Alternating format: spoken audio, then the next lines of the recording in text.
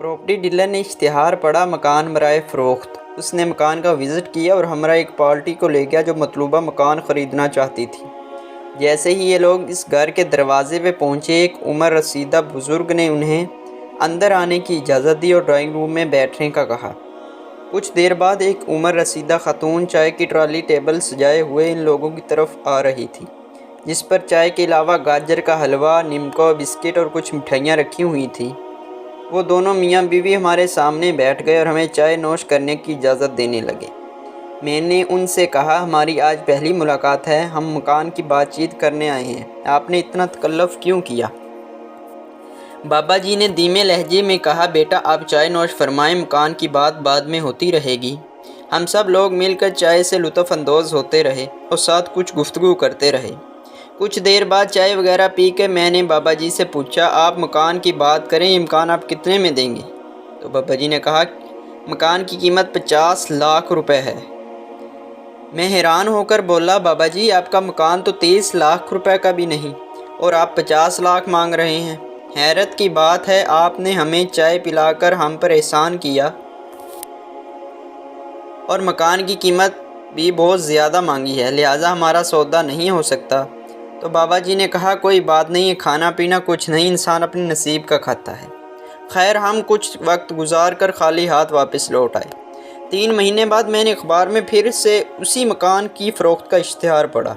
ताज्जुब हुआ कि अभी तक बाबा जी का मकान नहीं बिका। दोबारा रब्ता करने के लिए एक दूसरी पार्टी को साथ लेकर बाबा जी का मकान देखने चला गया। जैसे ही दरवाज़ा खटखटाया तो बाबा जी ने गर्मजोशी से हमारा इस्तकबाल किया और अंदर आने की इजाज़त दी। हमें ड्राइंग रूम में बिठाया और कुछ देर बाद वही खातून चाय के ट्रैली टेबल लेकर हमारी तरफ आ रही थी। मैंने बेसाख्ता कहा, बाबा जी आप इतना तकल्लुफ़ क्यों करते हैं? आप मकान कितने में बेचना चाहते हैं? बाबा जी ने कहा, आप चाय नोश फरमाएं, मकान की बात बाद में करते हैं। पहले की मर्तबा इस बार भी चाय वगैरह पीने के बाद कुछ गुफ्तगू हुई और फिर बाबा जी से मकान की बात करना चाहिए तो बाबा जी ने फिर 50 लाख की डिमांड रख दी। मुझे गुस्सा भी आया और हैरत भी हुई कि ये बाबा जी दिमागी मरीज़ लगते हैं।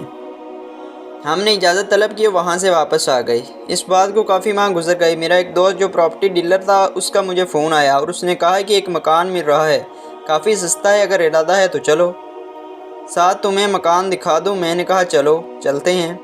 जब मैं इसके साथ गया तो वही मकान था जो बाबा जी का था। मैंने अपने दोस्त को हंसते हुए बताया, ये बाबा जी का मकान है, वो बाबा जी पागल हैं शायद। फिर मैंने अपने दोस्त को पिछले दोनों वाक़यात सुनाए तो उस दोस्त ने कहा, इसमें कुछ ना कुछ राज तो ज़रूर है, चलो चल के पता करते हैं। हमने दरवाज़ा खटखटाया तो बाबा जी की नज़र मुझ पे पड़ी। उन्होंने मुझे गले से लगाया और पहली की मर्तबा इस बार भी अंदर आने की इजाज़त दी। ड्राइंग रूम में ले गए।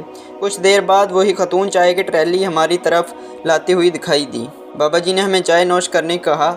मेरे दोस्त ने कहा, बाबा जी आज हम चाय तब तक नहीं पिएंगे जब तक आप हमें ये नहीं बताते कि आप मकान की फ़रोख्त का इश्तिहार देते रहते हैं लेकिन मकान फ़रोख्त करते नहीं। जो मकान ख़रीदने आता है उसकी तवाज़ा करके उसे भेज देते हैं, आखिर मौजरा क्या है? ये बात सुनकर बाबा जी ने अपनी बीवी की तरफ देखा और उदासी वाली निगाहों से मेरी तरफ पलटे और कहा, हमने मकान नहीं बेचना, हम सिर्फ ये चाहते हैं कि हमारे घर कोई आता रहे, हम किसी से बातचीत करते रहें और कोई हमसे बात करे। हम बूढ़े हैं, लाचार हैं, हमारे 3 बेटे हैं जिन्हें हमने अच्छी तालीम दिलाई, वो मुल्क से बाहर हैं लेकिन हमारे लिए ना होने के बराबर हैं। हम अकेलेपन की वजह से अपने आप को इस घर की दीवारों को देख देख कर उकता गए हैं, इसलिए हमने सोचा हम अपनी इस उदासी को लोगों की तवाज़ु से दूर ख़त्म करें।